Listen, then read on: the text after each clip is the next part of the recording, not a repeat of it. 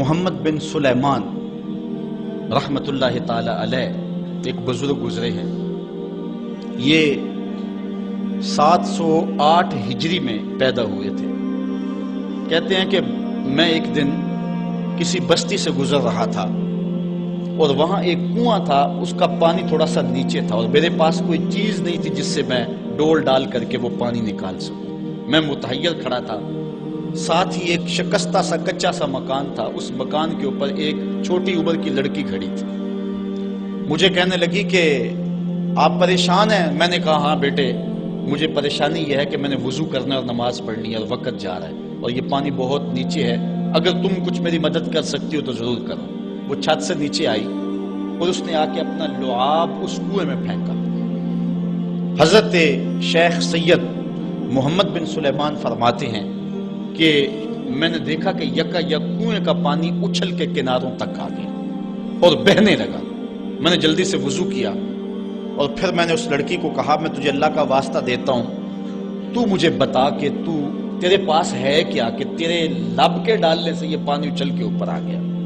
تو اس لڑکی نے مجھے کہا کہ یہ جو مرتبہ مجھے ملا ہے بکثرت الصلاۃ علی من کان اذا مشى فی البر تعلقت الوحوش باذیالہ، یہ مرتبہ میں اس پر درود پڑھ کے حاصل کیا ہے جب وہ جنگل سے گزرتے تھے تو جو جانور تھے قدموں سے لپٹ جاتے تھے، میں ان پر درود پڑھنے کی برکت سے جو ہے وہ یہ مرتبہ حاصل کیا ہے.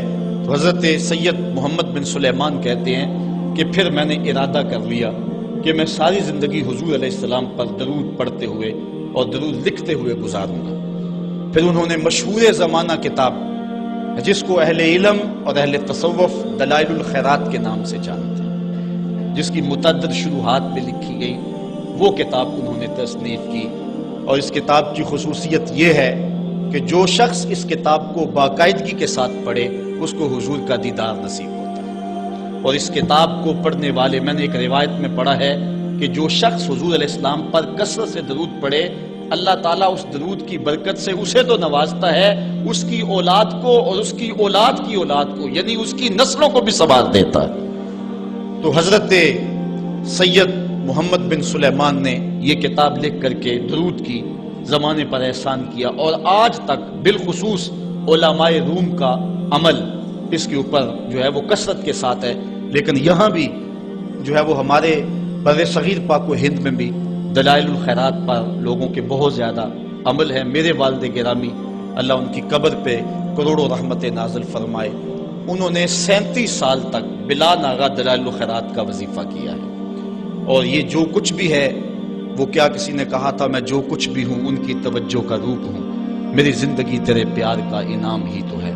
تو یہ سارا فیضان یہ دروش شریف کا فیضان ہے جو دروس قرآن کی صورت میں آپ دیکھ رہے ہیں. حضرت سید محمد بن سلیمان رحمت اللہ تعالی علیہ کا پھر انتقال ہو گیا اور سوس نامی ایک بستی کے اندر ان کو دفن کر دیا گیا. پھر اس کے بعد 77 سال کے بعد ان کو وہاں سے مراکش منتقل کیا گیا اور آپ کو جب دفن کیا گیا، اور یہ بات اخبار مشہورہ میں سے ہے کہ آپ کی قبر کی مٹی سے درود کی برکت کی وجہ سے کستوری جیسی خوشبو آیا کرتی تھی. اور جب اتنے طویل عرصے کے بعد ان کو قبر سے نکالا گیا تو جب وہ فوت ہوئے تھے تو انہوں نے تھوڑی دیر پہلے حجامت بنائی تھی، اور جب لحد سے ان کو نکالا گیا 77 برس بعد تو ایسے لگتا تھا کہ جس طرح ابھی خط کروایا ہے. اور لوگوں نے ان کے جسم کو انگلی لگا کر کے دیکھا تو جس طرح ایک زندہ شخص کے جسم کو انگلی لگائیں تو خون ہٹ جاتا ہے اور جگہ زرد ہو جاتی ہے، تو ایسے ہی لوگوں نے پایا کہ جگہ زرد ہوگی. پھر انگلی اٹھائی تو جو ہے وہ پھر وہاں دوبارہ سرخی آنے لگی. تو اس شخص نے بتایا کہ یہ دیکھو کیا ہے، تو پھر جو بھی زیارت کرنے آتا وہ انگلی لگا کے دیکھتا اور اس طرح دباتا آپ کی جلد کو اور وہ زرد ہو جاتی اور پھر دوبارہ خون آتا. تو پھر ان کی زیارت بند کر دی گئی اور وہاں سوس سے اٹھا کر کے ان کو مراکش کے اندر دفن کیا گیا. جو شخص حضور علیہ السلام پہ درود پڑھے تو اس کو حیات جاوداں مل جاتی ہے، اور صاحب درود نبی کا کمال اور مرتبہ کیا ہوگا.